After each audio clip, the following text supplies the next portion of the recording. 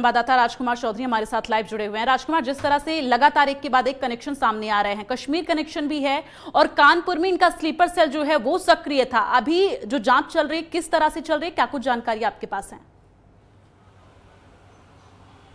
बिल्कुल दीप्ति, उत्तर प्रदेश सरकार का आतंकवाद निरोधक दस्ता यानी एटीएस को पिछले लंबे समय से यहाँ पे जांच चल रही है। और ये मसला अगर इसको थोड़ा सा और खंगालने का प्रयास करें तो 2 महीने पहले कहीं ना कहीं एटीएस को एक जानकारी मिली और एक मॉड्यूल मिला जो धर्मांतरण से जुड़ा हुआ था। धर्मांतरण के जब उसको जांच को किया और जांच के और ज़्यादा आगे उस जांच का दायरा बढ़ा तो धीरे धीरे चीज़ें अलकायदा से जुड़ती हुई नजर आई। ये फंडिंग और ये सारे मसले, क्योंकि एटीएस के जांच का दायरा इस समय पूरे हिंदुस्तान में फैला हुआ है और ये जैसे ही इसका कनेक्शन अलकायदा से लगा, क्योंकि एटीएस के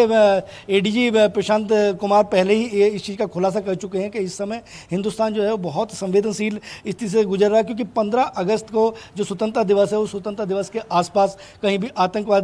आतंकवादी जो है वो कहीं ना कहीं हिंदुस्तान के अंदर एक अशांति फैलाने का कहीं ना कहीं प्रयास करें। क्योंकि इस समय अगर पूरे उत्तर प्रदेश को देखा जाए तो उत्तर प्रदेश देश के उन प्रदेशों में है कि जो कहीं ना कहीं जनसंख्या नियंत्रण की तरफ भी आगे बढ़ रहा है और ऐसे माहौल में माहौल को बिगाड़ने के लिए ये सब चीज़ें चल रही थी। और एटीएस को इसकी जो मॉड्यूल मिले, मॉड्यूल की जानकारी की गई, उसके बाद तमाम सबूतों के साथ 2 लोगों को जो गिरफ्तार किया है, उन गिरफ्तारियों का जो सिलसिला है वो आने वाले समय में और बढ़ेगा। और जम्मू कश्मीर में भी, क्योंकि पूरा पश्चिमी उत्तर प्रदेश के अलावा पूरा उत्तर प्रदेश अब कहीं ना कहीं जांच के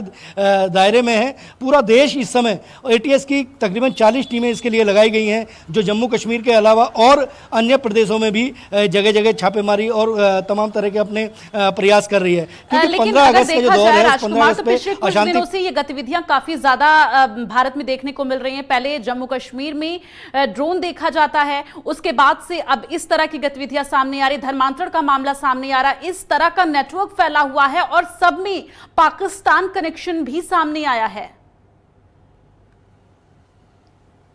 बिल्कुल दीप्ति, पाकिस्तान कभी नहीं चाहता कि हिंदुस्तान बहुत